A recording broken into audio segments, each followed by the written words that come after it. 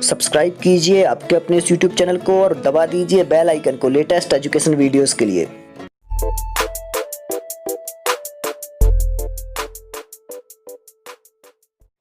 Hi friends, कैसे हैं आप लोग। आज यहाँ पुनः संस्कृत के कुछ महत्वपूर्ण प्रश्नों का अध्ययन करेंगे जो कि परीक्षाओं की दृष्टि से बहुत ज़्यादा उपयोगी हैं।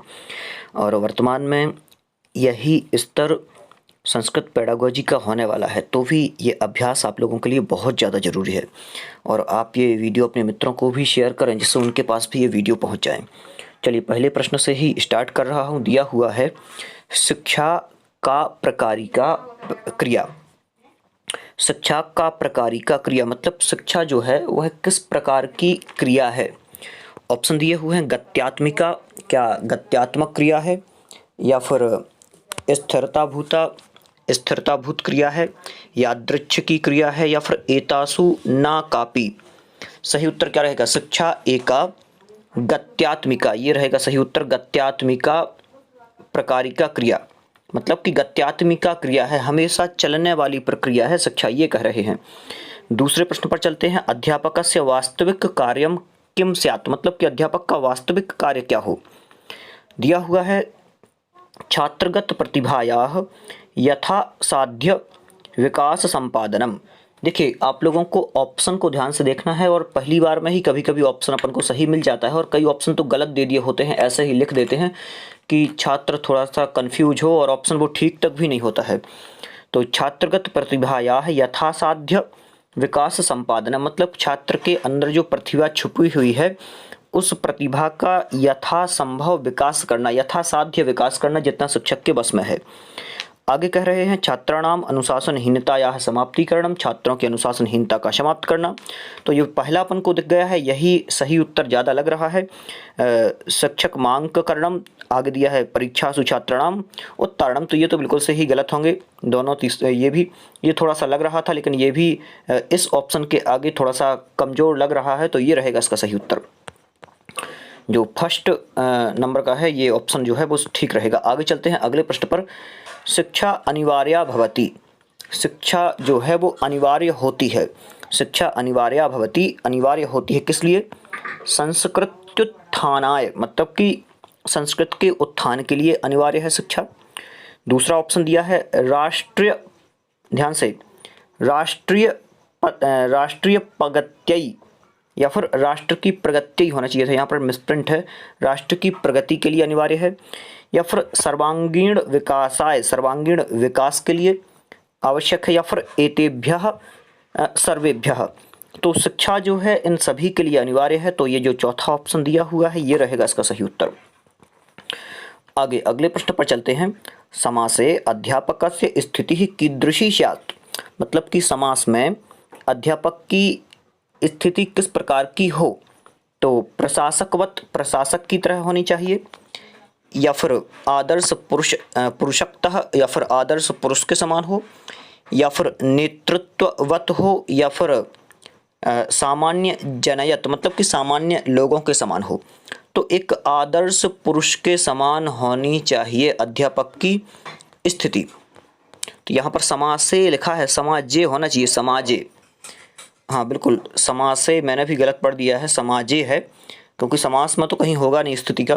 तो समाजे अध्यापकस्य स्थिति आदर्श पुरुषक्तः मतलब आदर्श पुरुष की तरह होनी चाहिए।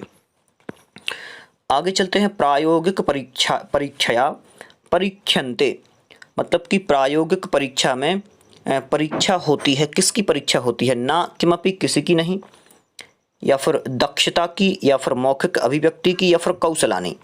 तो जो प्रायोगिक परीक्षा है उसमें कौशलों की परीक्षा होती है, ये होगा इसका सही उत्तर। चलते हैं अगले प्रश्न पर। थोड़े से प्रश्न कठिन लग रहे होंगे आप लोगों को। छात्राणाम समस्या निवारणे शिक्षकस्य कतमो गुणोत्यावश्यकः मतलब कि छात्रों की समस्या का निवारण करने के लिए शिक्षक में या फिर शिक्षक के कौन से गुण बहुत ज़्यादा आवश्यक हैं। तो ज्ञान का गुण, कौशल बहुत आवश्यक है, या फिर रुचि आवश्यक है, या फिर क्रोध आवश्यक है। तो क्रोध तो बिल्कुल से ही यहाँ पर अलग हो जाएगा। तो छात्रों की समस्या को दूर करने के लिए शिक्षक का कौन सा गुण बहुत ज़्यादा आवश्यक है? ज्ञान का गुण ऑप्शन में एक और दिया हुआ है।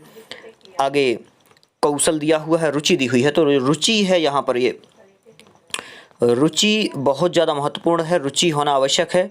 तो ये रहेगा इसका सही उत्तर। छात्रों की समस्या का निवारण तभी हो सकता है जब उसमें रुचि आए। आगे चलते हैं। शिक्षायाः सर्वोत्कृष्ट उद्देश्यम किम? शिक्षा का सर्वोत्कृष्ट उद्देश्य क्या है? तो बताना है सुनागरिक निर्माणम, अच्छा नागरिक बनाना, व्यवसाय निष्ठावर्धनम, व्यवसाय निष्ठ आदमी या फिर व्यक्ति बनाना, या फिर उपाधि लाभ, उपाधि का लाभ, केवल उपाधियां देना, या फिर धनोपार्जनम, धनोपार्जन।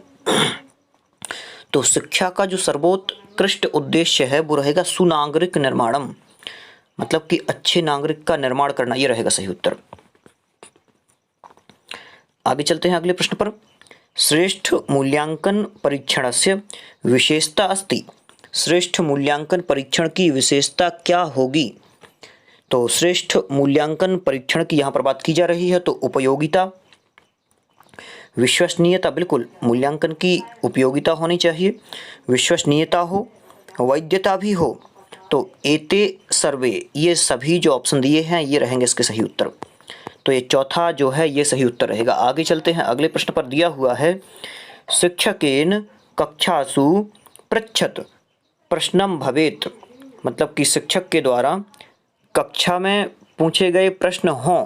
तो कैसे प्रश्न हों शिक्षक के द्वारा कक्षा में जो पूछे गए हों वो? सार्थक, संक्षिप्तः, स्पष्टः, शुद्धः व? सार्थक हों, संक्षिप्त हों, स्पष्ट हों और शुद्ध हों, ऐसे प्रश्न हों, ठीक है। अशुद्ध नहीं होना चाहिए, सरल भी ना हो ना कठिन हो। तो जो पहला ऑप्शन दिया हुआ है यहाँ पर यही होगा इसका सही उत्तर, फर्स्ट आंसर रहेगा ये। आगे चलते हैं अगले प्रश्न पर। अन्वेषण प्रश्नेषु पुनर्निर्देशन कदा क्रियते? जो अन्वेषण प्रश्न हैं उनमें पुनर्निर्देशन कब किया जाता है? तो अन्वेषण प्रश्नों की चर्चा की जा रही है जिन्हें खोज प्रश्नों के नाम से भी जानते हैं। यदा छात्रः उत्तरम ददाति, जब छात्र उत्तर देता है। यदा छात्र उत्तरम न ददाति, जब छात्र उत्तर नहीं देता है। यदा छात्र आशिकम अपूर्णम अशुद्धम व उत्तरम ददाति, हाँ ये है, मतलब कि आंशिकम यहाँ पर कर लें, आंशिक उत्तर देता है, अपूर्ण उत्तर देता है, और जब अशुद्ध उत्तर देता है तो फिर पुनर्निर्देशन की जरूरत है वहाँ पर। हाँ, अन्वेषण प्रश्नों में पुनर्निर्देशन की वहाँ पर जरूरत आ जाती है। तो ये होगा यहाँ पर जो तीसरा दिया हुआ है ये ऑप्शन ठीक होगा। आगे अगले प्रश्न पर चलते हैं। एक नॉर्मल सा प्रश्न है, का आपत्सु बुद्धिदात्री, मतलब कि जब समस्याएं होती हैं तो उनमें बुद्धि देने वाला कौन होता है, ये पूछ रहे हैं। समुचित शिक्षा, मित्र मंडली, विलास या फिर एतासुन कापी, इनमें से कोई भी ये कह रहे हैं। तो ये तो गलत है, एतासु ना कापी करना था यहाँ पर, ये ऑप्शन भी गलत टाइपिंग है थोड़ी सी, कोई दिक्कत नहीं है। एतासु ना कापी मतलब इनमें से कोई नहीं, तो ये तो बिल्कुल से गलत है। विलास तो गलत होगा ही, मित्रमंडली भी गलत है। तो समुचित शिक्षा जो है वो बहुत समस्याओं में भी बुद्धिदात्री होती है, बुद्धि को देने वाली होती है। आगे, मौखिक परीक्षायाः उपयोगः कः, मौखिक परीक्षाओं में क्या उपयोगी है? मानसिक शक्तेः परीक्षणम, मानसिक शक्तियों का परीक्षण, सामाजिक परिस्थितेः खगमनम, मतलब कि सामाजिक परिस्थितियों का, यहाँ भी थोड़ा सा मिसप्रिंट है कुछ, तो सामाजिक परिस्थितियों को जानना ये भी कह सकते हैं। भाव प्रकाशन, भावों का प्रकाशन, शक्ति ही मूल्यांकन, भाव का प्रकाशन और शक्ति के अनुसार मूल्यांकन। एत किमपि नास्ति, इनमें से कोई नहीं है। तो मौखिक परीक्षायाः उपयोगः कः, तो मौखिक परीक्षा का जो उपयोग होता है वो भाव प्रकाशन और शक्ति के अनुसार मूल्यांकन, ये होगा तीसरा वाला सही। अगले प्रश्न पर चलते हैं।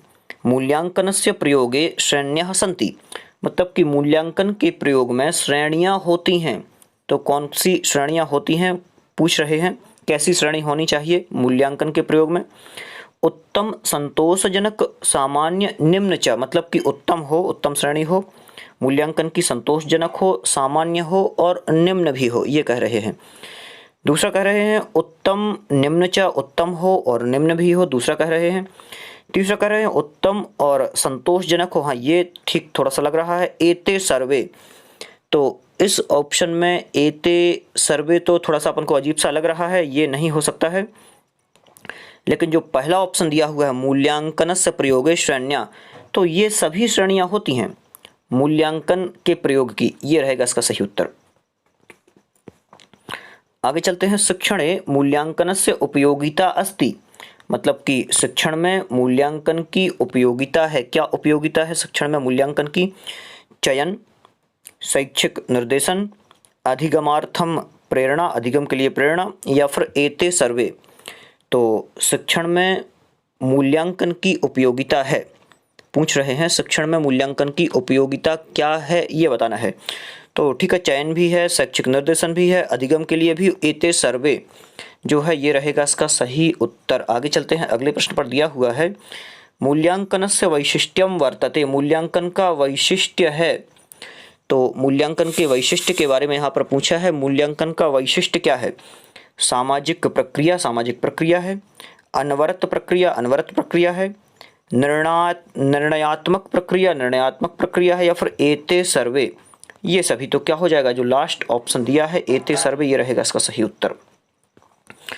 आगे चलते हैं अगले प्रश्न पर, शिक्षण विधि ही नास्ति, मतलब कि शिक्षण विधि नहीं है। कौन सी यहाँ पर शिक्षण विधि नहीं है? तो सूक्ष्म शिक्षण ये तो है, व्याख्यान भी एक विधि है, वाद विवाद थोड़ा सा अलग है, यहाँ पर भाषणम भी एक विधि है। तो ये वाद विवाद एक विधि नहीं है, एक प्रतियोगिता के अंदर अपन इसे समाहित कर लेते हैं। तो शिक्षण विधि ही नास्ति, तो ये जब प्रश्न पूछा जाएगा तो वाद विवाद जो है ये रहेगा इसका सही उत्तर, कि वाद विवाद जो है वो प्रतियोगिता के अंतर्गत नहीं आती है।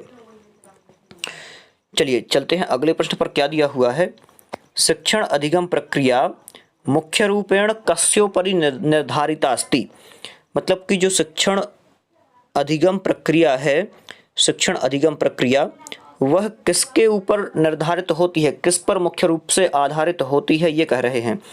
तो क्रीड़ायाम खेलने पर, पाठ्यक्रमे पाठ्यक्रम पर, बालके बालक पर, या फिर शिक्षके शिक्षक पर। तो शिक्षण अधिगम प्रक्रिया मुख्य रूप से किस पर आधारित होती है? बालके, ये रहेगा इसका सही उत्तर, मतलब कि बालक पर आधारित होती है। चलते हैं अगले प्रश्न पर, दिया हुआ है निदानस्य अर्थमस्ति अधिगम विषयकम काठिन्यम दोषान च दूरीकरणम। क्या कह रहे हैं? निदानस्य अर्थमस्ति, मतलब कि निदान का अर्थ है अधिगम विषयक काठिन्य दोषों को दूर करना। इति परिभाषा अस्ति, यह परिभाषा किसकी है? सिम्पसन महोदय की है, व्रॉफी महोदय की है, मार्शेल महोदय की, या फिर सीबी गुड महोदय की है। तो किसकी परिभाषा है ये आपको यहाँ पर बताना है, किन महोदय की ये परिभाषा है। सही उत्तर रहेगा सीबी गुड महोदय ये। तो आप लोग ये परिभाषाएं भी अलग से एक पेज पर लिखते जाएं, जिससे कि परिभाषाएं भी यदि पूछी जाती हैं तो वो भी आप लोग बता सकें। ये रहेगा इसका सही उत्तर। आगे चलते हैं अगले प्रश्न पर। आगे प्रश्न दिया हुआ है संस्कृत शिक्षणस्य प्रमुखा समस्या का, मतलब कि संस्कृत शिक्षण की प्रमुख समस्या क्या है ये बताना है आपको। तो संस्कृत शिक्षणस्य प्रमुखा समस्या का कौन सी है प्रमुख समस्या? भेदपूर्ण शिक्षणम, भेदभावपूर्ण शिक्षणम, ये कह रहे हैं। हाँ, एक ये समस्या हो सकती है। संसाधनानाम अभाव भी कह सकते हैं यहाँ पर, दोषपूर्ण पद्धति, या फिर अशिक्षा। तो संस्कृत शिक्षण की प्रमुख समस्या है दोषपूर्ण पद्धति, ये होगा सही उत्तर। आगे चलते हैं अगले प्रश्न पर। दिया है अधिगम साधनम नास्ति, मतलब कि अधिगम जो है वो साधन नहीं है, अधिगम साधन नहीं है। किसका साधन नहीं है अधिगम? तो आकाशवाणी जो है, मतलब कि अधिगम साधनम नास्ति, अधिगम का साधन नहीं है ये कह सकते हैं अपन। तो अधिगम का साधन आकाशवाणी है, पुस्तक भी है, फल नहीं है, दूरदर्शन भी है। तो सीधा सीधा उत्तर अपन को यहाँ पर एक ही मिल गया कि जो फल दिया हुआ है ये इन्होंने सीधा गलत दे दिया आपको, तो ये गलत रहेगा यहाँ। आगे चलते हैं अगले प्रश्न पर। शिक्षण सूत्राणाम प्रयोगेण शिक्षणम भवति, मतलब कि शिक्षण सूत्रों के प्रयोग के द्वारा शिक्षण होता है। कैसा होता है शिक्षण? शिक्षण विधियों मतलब शिक्षण सूत्रों के प्रयोग से। तो अरुचिकर होता है क्या? तो ये तो बिल्कुल से गलत हो जाएगा। अपठनीय होता है क्या? ये भी गलत हो जाएगा। शक्तिशाली होता है क्या? ये भी गलत हो जाएगा। प्रभावशील, बिल्कुल ये अपन को ऑप्शन सही दिख रहा है, प्रभावशील होता है। चलिए चलते हैं अगले प्रश्न पर। दिया हुआ है प्रारंभिक स्तरे कस्मिन् सूत्रस्याधारणेन पठनीयम, पाठनीयम मतलब कि प्रारंभिक स्तर पर किस सूत्र के आधार पर पढ़ाना चाहिए। तो किस शिक्षण सूत्र के आधार पर शिक्षक छात्रों को पढ़ाए।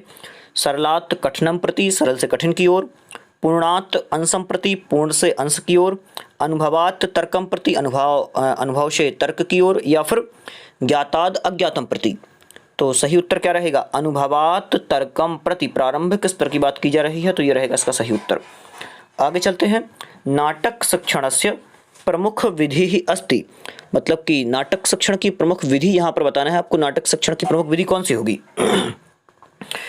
व्याख्या विधि दी है, कक्षा अभिनय विधि दी है, आदर्श अभिनय विधि दी है, या फिर एते सर्वे। तो जब नाटक शिक्षण की श्रेष्ठ विधियों की बात आती है तो आदर्श अभिनय विधि जो है ये होगा इसका सही उत्तर। चलते हैं अगले प्रश्न पर, और इस सेशन का ये लास्ट प्रश्न रहेगा अपना। सुग्गा विधि अस्ति, सुग्गा विधि है, कौन विधि है इस प्रकार से। तो सूत्र विधि है क्या, रचना विधि है, पाठ्यपुस्तक विधि है, या फिर लेखन विधि है। तो सही उत्तर क्या रहेगा, पाठ्यपुस्तक विधि, ये रहेगा इसका सही उत्तर। और आज के लिए इतना ही। आगे पुनः अन्य वीडियोस के साथ मिलते हैं, और आप लोग ये वीडियो अपने मित्रों को भी शेयर करें। और नए नए क्वेश्चंस इसी प्रकार से हम लोग ला रहे हैं, तो आप लोग प्लेलिस्ट में जा करके और भी वीडियोस देख सकते हैं। बहुत बहुत धन्यवाद।